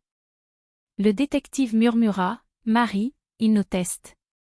Il veut que nous comprenions sa logique. Mais plus nous approchons, plus il devient dangereux. Nous devons agir avec prudence. » Marie acquiesça, son regard fixé sur l'horloge. Chaque tic-tac résonnait comme un avertissement, et elle savait qu'ils étaient maintenant au cœur du labyrinthe du tueur. Comprendre son esprit était une nécessité, et chaque seconde de retard pouvait être fatale. Soudain, un bruit derrière eux. Marie se retourna vivement, mais il n'y avait rien que l'ombre des murs et le souffle du vent. Elle sentit la tension monter, une certitude, le tueur était là, invisible mais présent, orchestrant chaque mouvement. Elle inspira profondément, serrant la clé et le carnet contre elle. Cette nuit, plus que jamais, elle devait penser comme lui, anticiper ses gestes, déchiffrer ses symboles. Londres entière semblait suspendue à son analyse, et Marie savait que chaque choix pouvait sauver ou condamner des vies. Le tic-tac de Big Ben se faisait plus insistant, résonnant dans chaque recoin du bâtiment abandonné. Marie comprit que le moment de vérité approchait, le tueur de Big Ben se préparait à dévoiler sa prochaine victime, et elle devait être prête à interpréter le message avant qu'il ne soit trop tard. Marie Dupe et le détective avançaient avec précaution dans le bâtiment abandonné, leurs lampes torchées balayant l'obscurité avec prudence. Chaque pas résonnait sur le sol humide et poussiéreux, chaque souffle semblait amplifier le silence inquiétant. La clé et le carnet noir, posés sur un plancher branlant, étaient leur seul guide tangible dans le labyrinthe de symboles et d'indices laissés par le tueur de Big Ben. Le détective murmura, « Nous devons trouver un motif dans tout cela. Regardez les objets, leur position, la façon dont la lumière de l'horloge tombe à travers les vitres brisées. Chaque détail est crucial. » Marie acquiesça, son esprit concentré sur l'alignement des objets et les symboles gravés sur les murs. Le tueur ne laissait jamais rien au hasard. Les horloges disposées dans la pièce, chacune arrêtée à une heure différente, semblaient former un code qu'elle devait déchiffrer. La clé qu'elle tenait vibrait presque dans sa main, comme si elle réagissait à l'intensité de l'énigme. Soudain, un bruit sourd retentit derrière eux.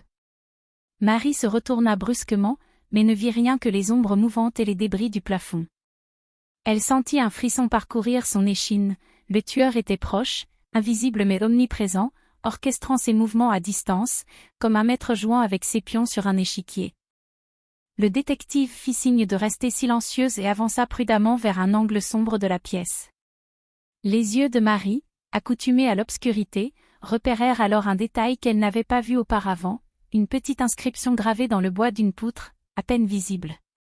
C'était une série de chiffres et de lettres qui semblaient correspondre aux annotations du carnet noir. Marie sentit l'adrénaline monter. Chaque indice était un pas de plus dans l'esprit du tueur, une invitation à comprendre sa logique complexe.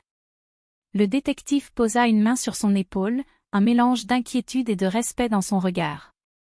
Marie, nous sommes maintenant dans son monde. Tout ce que nous faisons peut être observé et interprété. Elle hocha la tête, concentrée. L'ombre des objets disposés sur le sol formait un motif circulaire, qui s'alignait parfaitement avec la lumière filtrée par une fenêtre brisée. Le tueur jouait avec la lumière et l'espace, utilisant la ville et le temps comme des instruments pour créer sa symphonie macabre.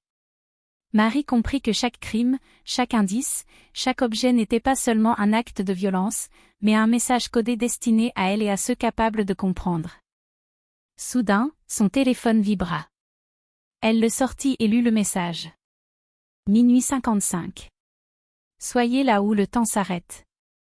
Marie sentit son cœur s'emballer. Le tueur fixait l'heure exacte de son prochain acte, et elle devait anticiper ses mouvements. Chaque seconde comptait, et il était clair que ce message n'était pas seulement une menace, mais un défi à relever. Elle tourna son regard vers le détective, déterminée, nous devons nous préparer.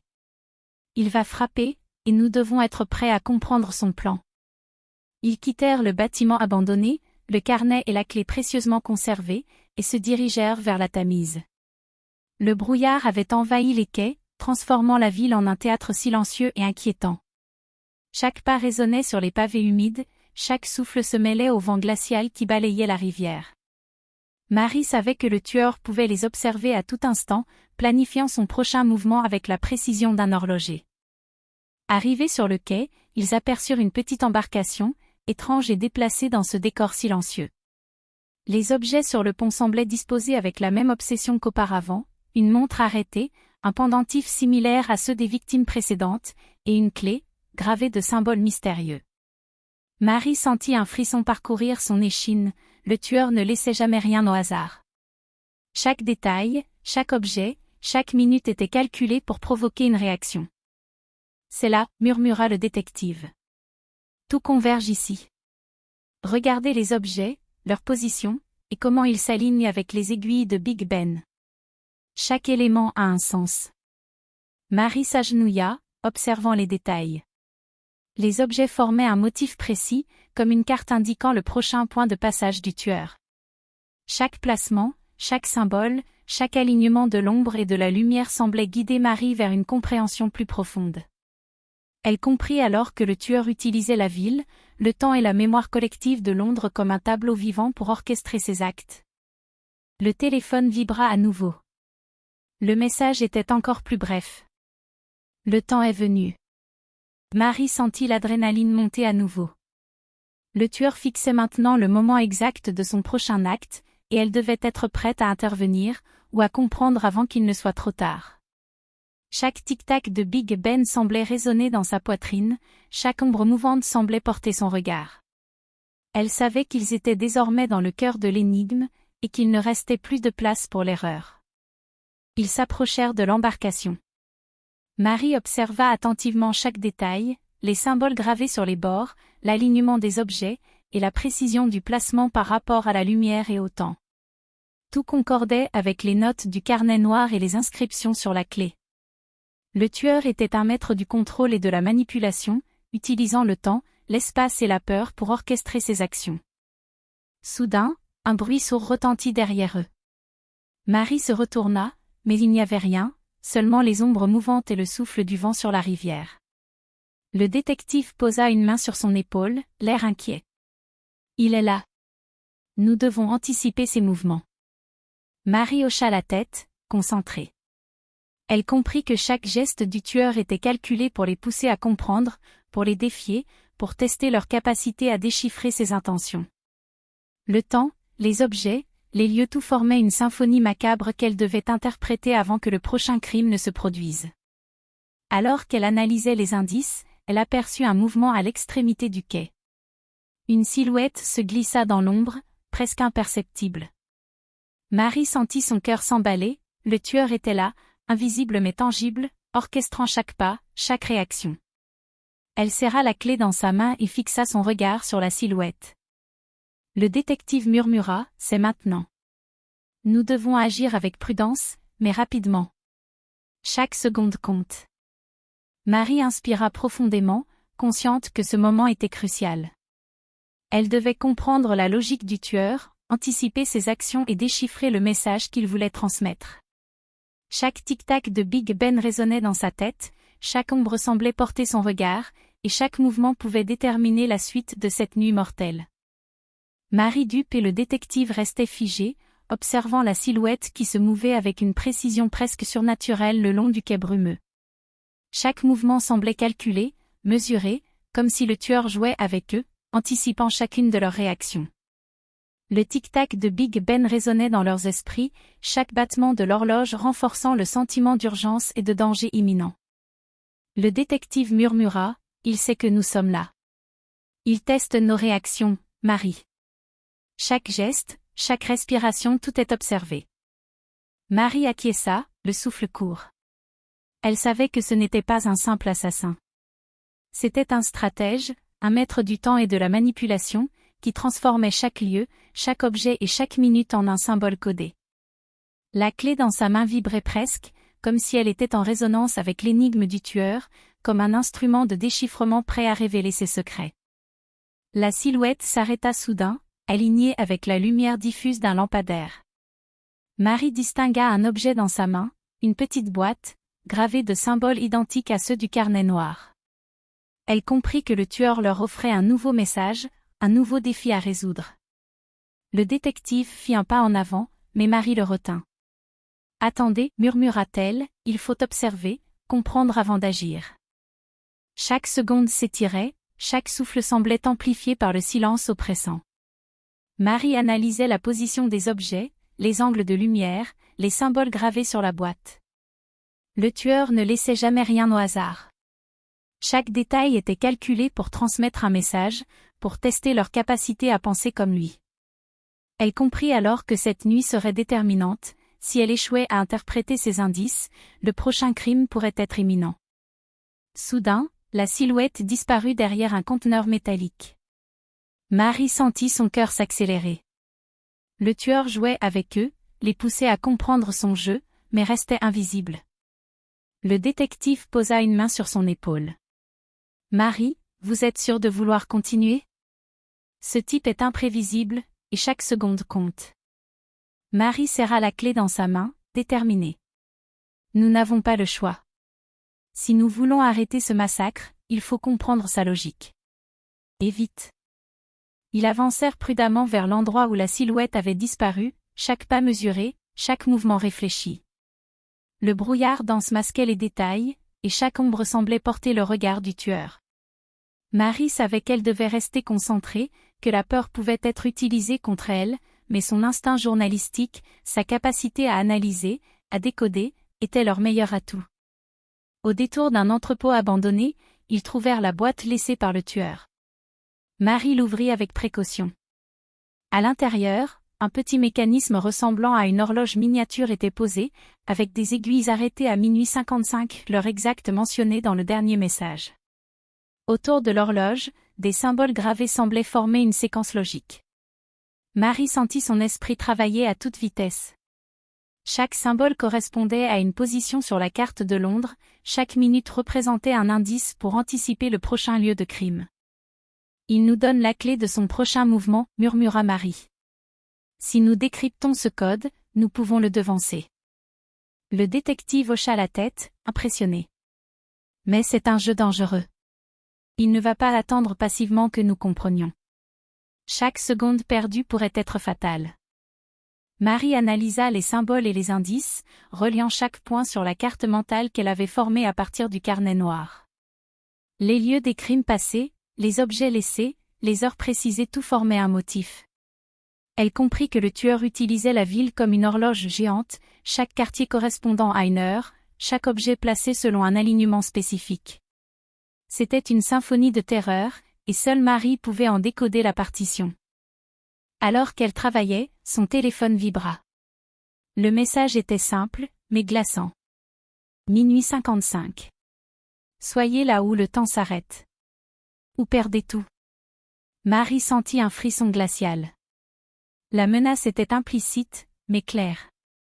Le tueur avait fixé le moment exact, et il ne laissait aucune place à l'erreur.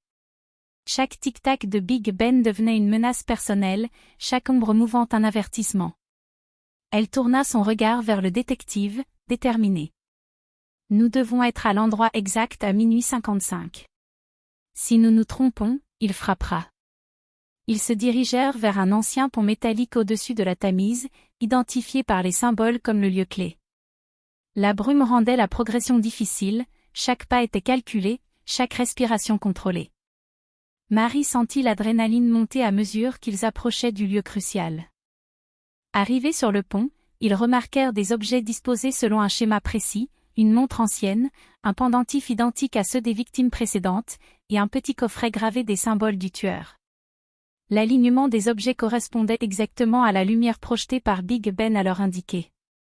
Marie comprit que le tueur utilisait l'ombre et la lumière pour créer un rituel, un message codé destiné à ceux capables de comprendre. Elle s'agenouilla et observa attentivement chaque détail, chaque angle, chaque symbole. Le détective l'observait, conscient que chaque seconde pouvait changer le cours de la nuit. Marie sentit que le moment de vérité approchait, comprendre ce rituel, anticiper le mouvement du tueur, et sauver une vie, ou plusieurs, dépendait de sa capacité à déchiffrer ce code complexe. Soudain, un mouvement à l'extrémité du pont attira son attention. Une silhouette émergea de la brume, avançant avec une précision méthodique. Marie sentit son cœur s'emballer. Le tueur était là, et chaque geste semblait calculé pour provoquer une réaction, pour tester leur compréhension, pour les défier. Le détective murmura, « C'est lui. Préparez-vous. » Marie inspira profondément, serrant la clé et le carnet contre elle.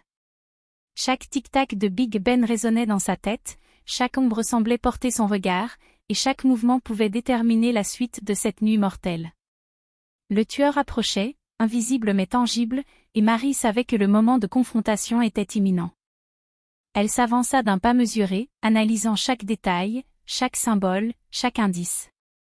Le tueur utilisait le temps et l'espace pour créer une symphonie de terreur, et chaque note de cette partition devait être interprétée correctement pour anticiper le prochain acte. Marie sentit une certitude, si elle réussissait à comprendre sa logique, elle pourrait peut-être l'arrêter. Mais si elle échouait, la prochaine victime serait inévitable. Le vent glacé de la Tamise balayait le pont, amplifiant l'atmosphère oppressante. Marie sentit son esprit travailler à toute vitesse, reliant les indices, interprétant les symboles, anticipant chaque mouvement du tueur. La clé, le carnet, la montre, les objets disposés tout formaient un code. Et seule Marie pouvait le déchiffrer à temps. Le tic-tac de Big Ben approchait de l'heure fatidique. Marie sentit son souffle se synchroniser avec les battements de l'horloge, chaque tic-tac résonnant comme un avertissement personnel. La silhouette avançait, méthodique, silencieuse, et Marie savait que la confrontation était imminente. Elle inspira profondément, prête à affronter le tueur de Big Ben, prête à déchiffrer le code, prête à tout pour empêcher le prochain crime. Le temps s'écoulait inexorablement, et la ville de Londres semblait suspendue à ce moment, attendant que Marie comprenne le message et agisse avant qu'il ne soit trop tard. Marie Dupe se tenait sur le pont métallique, le carnet noir et la clé serrée dans ses mains, observant la silhouette qui avançait dans la brume épaisse. Le tic-tac de Big Ben semblait résonner dans sa poitrine, chaque battement amplifiant le sentiment d'urgence. Le détective était derrière elle, vigilant, mais conscient que seule la compréhension du code du tueur pourrait leur donner un avantage. La silhouette s'arrêta à quelques mètres, et Marie distingua pour la première fois le visage à moitié dissimulé sous une capuche sombre. Il était immobile, calculant, observant, comme un prédateur patient prêt à frapper. La boîte qu'il tenait dans ses mains semblait lourde de signification, un élément central de son rituel macabre. Chaque geste, chaque respiration de cet homme dégageait une précision glaçante, une maîtrise totale de la situation. Marie inspira profondément et fit un pas en avant. « Nous savons ce que vous voulez, dit-elle d'une voix ferme mais contrôlée. Vous voulez que nous comprenions votre logique, que nous suivions votre rythme. Nous sommes prêts. Le tueur ne répondit pas. Il inclina légèrement la tête, comme pour l'évaluer, puis fit un geste lent et méthodique vers la boîte. Marie comprit immédiatement, le prochain indice se trouvait à l'intérieur, mais accéder à cette information signifiait prendre un risque énorme. Le détective murmura, « Marie, soyez prudente. Une erreur et tout peut basculer. » Marie hocha la tête. Elle savait que le tueur n'agissait jamais au hasard. Chaque objet, chaque position, chaque heure indiquait une intention précise. Elle s'agenouilla lentement et prit la boîte. À l'intérieur, une série de mécanismes ressemblant à de petites horloges s'alignaient selon un motif complexe. Les aiguilles étaient toutes positionnées sur une heure précise, minuit 55, la même mention que dans tous les messages précédents. Elle observa attentivement. Chaque mécanisme semblait correspondre à un lieu différent de Londres, les aiguilles formant une carte mentale invisible. Marie comprit alors que le tueur n'utilisait pas seulement le temps comme outil, mais qu'il orchestrerait sa prochaine action avec une précision presque scientifique. Chaque détail, chaque mouvement devait être anticipé pour sauver la prochaine victime. « Regardez ça » murmura Marie au détective, montrant les mécanismes. Chaque horloge indique un lieu précis. Nous devons comprendre comment elle s'aligne pour anticiper où il va frapper. Le détective examina rapidement la disposition et acquiesça. C'est brillant et terrifiant. Mais nous devons agir vite. Chaque minute compte. Marie se concentra, traçant mentalement les lignes reliant les horloges au lieu correspondant. Les indices concordaient avec les objets qu'ils avaient vus sur le quai, les symboles du carnet noir et la clé gravée. Elle sentit une révélation se former dans son esprit, le tueur utilisait Londres comme un échiquier, chaque crime était un mouvement stratégique, et elle devait jouer la partie avec lui, sans marge d'erreur. Soudain, un bruit retentit derrière eux. Marie se retourna brusquement, mais il n'y avait rien que le brouillard et le vent sur la Tamise. Le tueur jouait avec eux, les testait, et les observait depuis l'ombre. Chaque mouvement devait être calculé, chaque décision pesée avec soin. Elle serra la clé dans sa main, prête à utiliser tout ce qu'elle avait appris pour anticiper le prochain acte. Le temps s'écoulait rapidement. Big Ben approchait de minuit 55, et le tueur semblait s'être figé dans un silence inquiétant. Marie savait que chaque seconde perdue pouvait condamner une vie. Elle inspira profondément, analysant les mécanismes de la boîte et leur correspondance avec les lieux qu'ils avaient identifiés. Elle comprit qu'il y avait une logique, une séquence qu'elle devait suivre pour anticiper le prochain mouvement. « Nous devons nous séparer » murmura le détective. « Vous prenez l'un des itinéraires, je prends l'autre. Nous avons plus de chances de le surprendre si nous couvrons 2 zones simultanément. » Marie acquiesça. Elle sentit une montée d'adrénaline et de peur, mais aussi une détermination profonde. Chaque pas, chaque décision pourrait sauver une vie ou en condamner une autre. Elle prit la route indiquée par la première horloge et disparut dans le brouillard. Les rues étroites et humides de Londres semblaient devenir un labyrinthe vivant, chaque coin susceptible de cacher un indice ou un danger. Alors qu'elle avançait, Marie sentit la présence du tueur partout à la fois. Les bruits de la ville, les reflets de lumière, les ombres mouvantes, tout semblait coordonné pour l'immerger dans sa logique. Elle savait que le comprendre signifiait anticiper ses gestes, voir la ville comme il la voyait, penser comme lui, et agir avec précision. Soudain, elle aperçut un mouvement dans une ruelle adjacente. Une silhouette rapide disparut derrière un mur.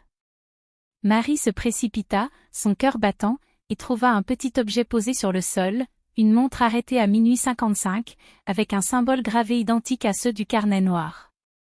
Elle comprit immédiatement, le tueur les guidait vers l'endroit exact où il allait frapper. Chaque indice, chaque objet, chaque symbole était une pièce d'un puzzle qu'elle devait assembler avant qu'il ne soit trop tard. Elle appela le détective par radio, décrivant le lieu et les indices. Sa voix tremblait légèrement, mais elle restait concentrée. « Je l'ai trouvé » dit-elle. « C'est l'endroit. Préparez-vous à intervenir. » Le détective répondit, son ton grave et concentré, « Je suis en route. Soyez prudente. Nous ne savons pas combien de temps nous avons avant qu'il ne frappe. » Marie observa la montre et les symboles.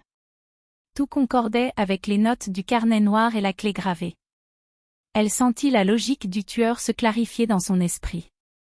Chaque action, chaque position, chaque minute était prévue pour créer un rituel précis, et comprendre cette logique signifiait pouvoir anticiper son prochain mouvement.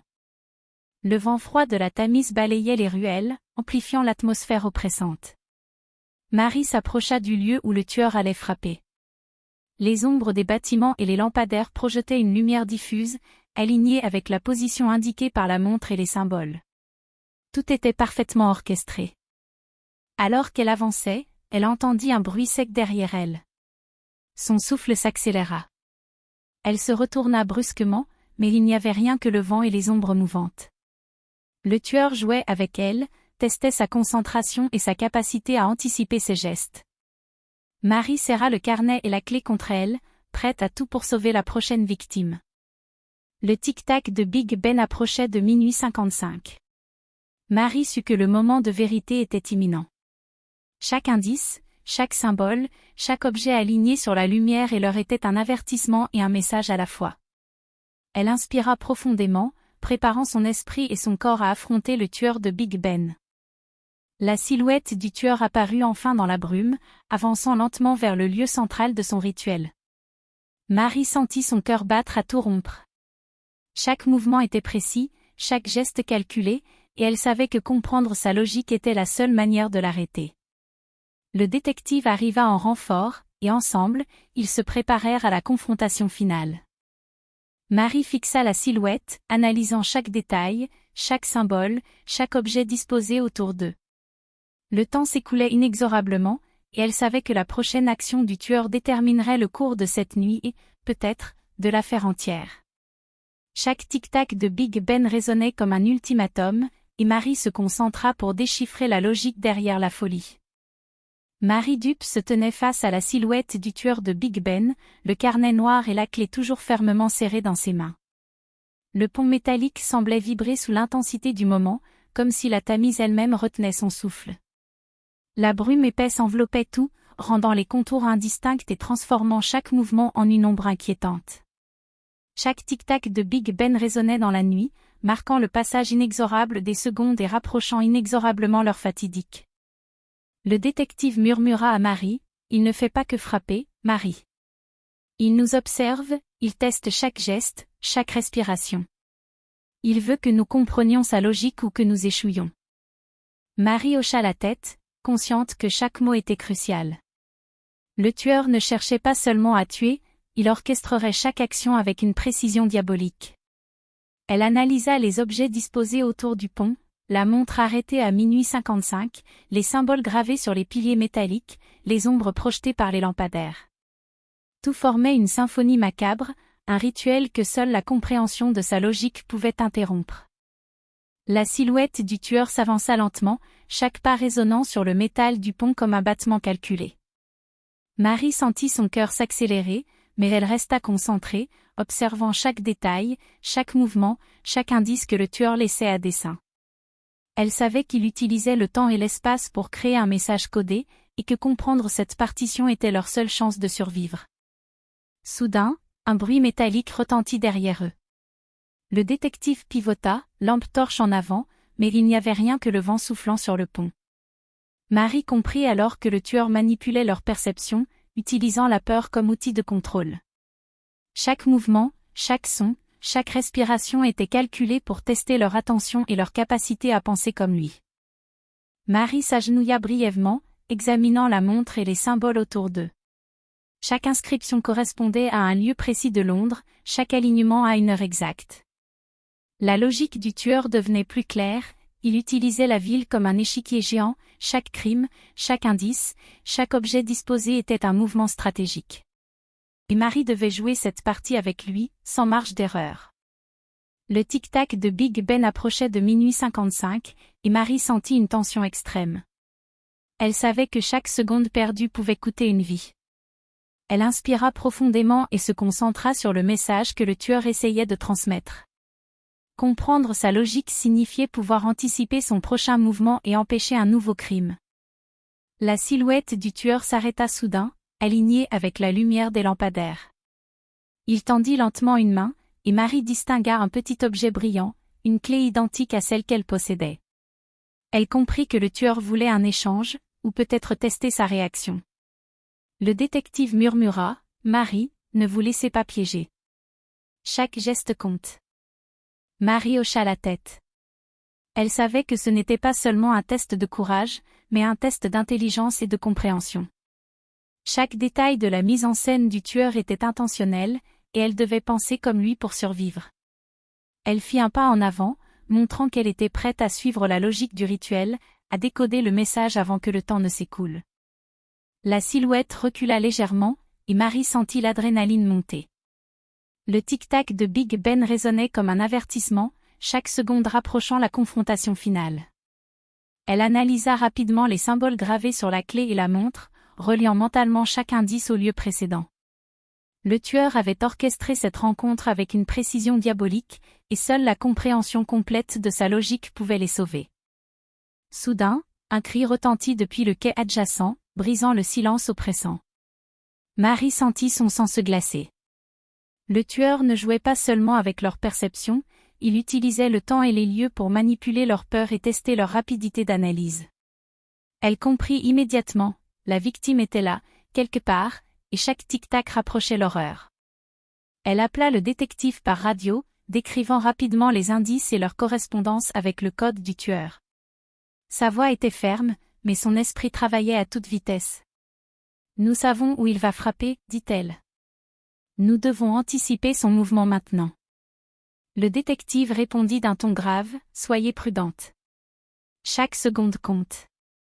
Si vous vous trompez, il frappera. » Marie inspira profondément et prit une décision. Elle devait suivre la logique du tueur, utiliser les indices pour prédire ses gestes, et agir avant qu'il ne soit trop tard. Chaque pas était calculé, chaque mouvement pensé pour anticiper le prochain acte. Le pont semblait se transformer en un échiquier géant, et Marie était la joueuse clé qui devait déjouer la stratégie du maître assassin. Soudain, le tueur fit un geste brusque et la boîte qu'il tenait s'ouvrit. À l'intérieur, une série de petits mécanismes s'alignaient selon un motif précis, identique à celui qu'ils avaient déjà observé dans d'autres lieux. Les aiguilles étaient toutes arrêtées à minuit 55. Marie comprit immédiatement, le prochain crime allait se produire à cet instant précis. Chaque mécanisme représentait un lieu, chaque objet un indice pour anticiper sa prochaine action.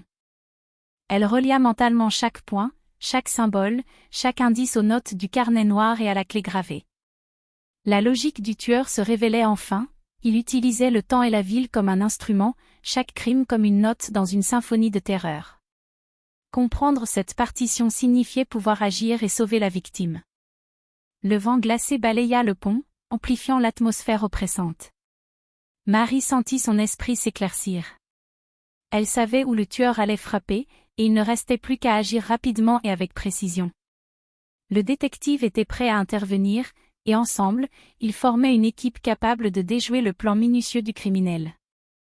Alors que le tic-tac de Big Ben atteignait presque minuit 55, Marie avança d'un pas mesuré. Chaque mouvement, chaque geste, chaque respiration était synchronisée avec la logique du tueur. La silhouette devant elle semblait comprendre qu'elle avait percé son mystère, et ses gestes devinrent plus calculés, presque frénétiques, comme si le maître du rituel sentait sa domination menacée. Soudain, un dernier indice apparut, une petite note glissée sous un des mécanismes de la boîte. Marie la prit et la lut silencieusement. Les mots étaient simples, mais glaçants. Seule la compréhension du temps et de l'espace peut interrompre la symphonie. Marie comprit alors que le tueur n'agissait pas seulement pour tuer, mais pour prouver sa maîtrise de la ville et du temps. Chaque crime, chaque indice, chaque objet disposé selon un alignement précis, tout faisait partie de sa démonstration. Et elle, Marie dupe, devait être celle capable de lire cette partition et de la déjouer avant que la prochaine note ne devienne un cri de mort. Le détective posa une main sur son épaule. « Vous êtes prête ?» demanda-t-il, la voix grave et tendue. Marie hocha la tête. Son regard était fixé sur la silhouette du tueur, sur les mécanismes et les objets disposés autour du pont. Elle savait que la confrontation finale était imminente, et que chaque décision, chaque geste, pouvait déterminer le sort de la victime et l'issue de cette nuit fatidique. Le tic-tac de Big Ben résonnait avec intensité. Marie sentit que le moment était venu. Elle devait agir, anticiper le mouvement du tueur et déchiffrer la symphonie macabre qu'il avait orchestrée. Londres entière semblait suspendue à ce moment, attendant que la partition du tueur de Big Ben soit enfin interrompue. Le pont métallique semblait suspendu dans le temps, enveloppé par la brume et le silence oppressant de la Tamise. Marie Dupe, le carnet noir et la clé toujours serrée dans ses mains, fixaient la silhouette du tueur de Big Ben. Chaque tic-tac de l'horloge résonnait comme un avertissement, chaque souffle de vent était amplifié par l'intensité de l'instant.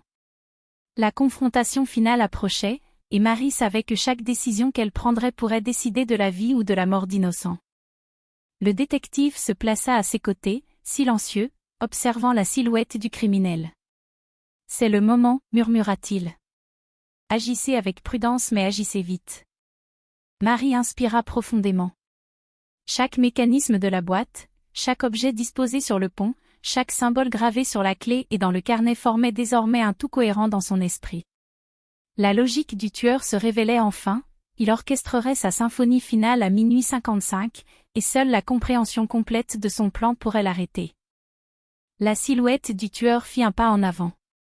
Marie sentit son cœur battre à tout rompre, mais elle resta concentrée. Chaque geste de l'homme était calculé, chaque respiration mesurée. Elle devait anticiper ses mouvements, penser comme lui, et agir avec précision pour déjouer son plan. Soudain, le tueur leva la boîte qu'il tenait. À l'intérieur, les mécanismes s'alignèrent avec un clic précis. Les aiguilles indiquaient toutes minuit 55. Marie comprit immédiatement que ce moment était critique. Chaque tic-tac de Big Ben correspondait à une note de sa symphonie, et la prochaine action du tueur serait la plus dangereuse de toutes. Elle fit un pas en avant, tenant fermement la clé. « Nous savons ce que vous voulez, dit-elle, la voix ferme mais contrôlée. Vous voulez que nous comprenions votre logique. Nous avons compris. » Le tueur ne bougea pas, mais Marie sentit une tension électrique dans l'air. Il savait qu'elle avait déchiffré son code, et ses gestes devinrent plus précipités, comme s'il sentait sa domination menacée. Chaque mouvement était calculé pour la tester, pour provoquer une erreur, pour faire échouer son plan. Marie analysa rapidement l'alignement des objets, les symboles sur la clé et le carnet, et traça mentalement la séquence des actions à venir. Le détective observa, impressionné par la rapidité de son raisonnement. Elle comprit qu'il fallait agir à l'instant précis où le tueur initierait son geste, sinon la prochaine victime serait condamnée. Le vent glacial de la Tamise balayait le pont, et la brume transformait chaque ombre en menace. Marie sentit son esprit s'éclairer. Elle savait ce qu'elle devait faire. Chaque mécanisme, chaque symbole, chaque tic-tac convergeait vers ce moment, minuit 55. Elle ajusta sa position, prête à réagir avec la précision d'un horloger. Soudain, le tueur fit un geste brusque, et la boîte tomba au sol avec un bruit métallique. Les mécanismes se mirent à vibrer, créant un alignement parfait avec les objets disposés sur le pont. Marie comprit immédiatement, il activait son rituel final. Chaque tic-tac, chaque objet, chaque symbole correspondait à un moment précis, et toute erreur serait fatale. Elle inspira profondément et fit un pas en avant, utilisant la clé pour verrouiller le mécanisme central de la boîte. Un clic sec retentit, interrompant le mouvement des aiguilles. Le tueur recula, surpris et furieux. Marie sentit une montée de tension, elle avait déjoué sa symphonie, mais il restait dangereux et imprévisible. Le détective s'avança alors, immobilisant la silhouette avec une rapidité surprenante. Le tueur résista, mais il était pris au piège. Marie s'approcha, le souffle court, et observa enfin son visage déguisé par l'ombre. Ses yeux brillaient d'une rage froide, mais elle savait qu'il était vaincu. « Vous avez sous-estimé notre capacité à comprendre votre logique, dit-elle calmement. Chaque geste, chaque symbole, chaque objet était destiné à nous tester. Nous avons vu votre symphonie, et nous l'avons interrompue. » Le tueur fut menotté et conduit loin du pont, tandis que Marie et le détective observaient la Tamise. La brume se dissipait légèrement, laissant apparaître les lumières de Londres reflétées dans l'eau sombre. L'horloge de Big Ben sonna minuit 55, et Marie sentit un poids se lever de ses épaules. Le code avait été déchiffré, le tueur neutralisé, et la ville sauvée de sa symphonie macabre. Pourtant, Marie savait que l'affaire resterait gravée dans sa mémoire. Chaque indice, chaque symbole, chaque minute de cette nuit avait été une leçon sur la précision, la logique et la manipulation. Le tueur avait utilisé le temps et l'espace pour orchestrer ses crimes, mais elle avait su penser comme lui, déchiffrer son code et empêcher le prochain acte de violence. Le détective posa une main sur son épaule. « Vous avez fait un travail exceptionnel, Marie. Vous avez anticipé chaque mouvement, compris chaque indice. Sans vous, nous aurions été dépassés. » Marie inspira profondément. « Ce n'était pas seulement moi, répondit-elle. Chaque symbole, chaque objet, chaque tic-tac de Big Ben nous guidait. Il nous donnait la clé, et nous avons su l'utiliser. » Ils quittèrent le pont, laissant derrière la boîte, les mécanismes et les objets disposés avec précision. Chaque détail témoignait de l'obsession du tueur pour le contrôle et la symétrie, mais Marie savait que la logique avait été révélée et la menace neutralisée. Alors qu'ils marchaient vers la berge, Marie regarda une dernière fois Big Ben, illuminé par les premières lueurs de l'aube. La ville semblait respirer à nouveau, libre de la symphonie macabre du tueur de Big Ben. Mais dans son esprit, les images de cette nuit resteraient gravées pour toujours, les mécanismes, les symboles, les indices, et le défi intellectuel d'un criminel obsédé par le temps et la perfection. Marie se retourna vers le détective. « Nous avons arrêté un homme, mais nous avons aussi appris quelque chose sur la manière dont la logique et la folie peuvent se mêler. Chaque détail compte, et chaque minute peut être cruciale. » Le détective acquiesça. « Et nous avons vu de quoi vous êtes capable, Marie. Votre esprit est votre arme la plus puissante. » Marie sourit faiblement, consciente que cette affaire resterait dans les annales de Londres. Le tueur de Big Ben avait été capturé, mais la ville et le temps avaient été testés, mis à l'épreuve par une symphonie de peur et de précision. Elle savait que chaque crime, chaque indice, chaque tic-tac était désormais une leçon, comprendre la logique derrière la folie pouvait sauver des vies et interrompre les rituels les plus macabres. Alors que l'aube éclairait doucement la Tamise, Marie Dupe sentit un mélange de soulagement et de vigilance. Le tueur était derrière les barreaux, mais la mémoire de sa symphonie, de sa logique et de son obsession resterait gravée en elle. Chaque tic-tac de Big Ben continuerait à lui rappeler cette nuit où elle avait dû penser comme un assassin pour sauver la ville. Marie regarda une dernière fois la ville endormie. Londres était sûre, pour l'instant. Mais elle savait que le monde regorgeait de mystères, de codes et de criminels dont la logique pouvait défier la raison.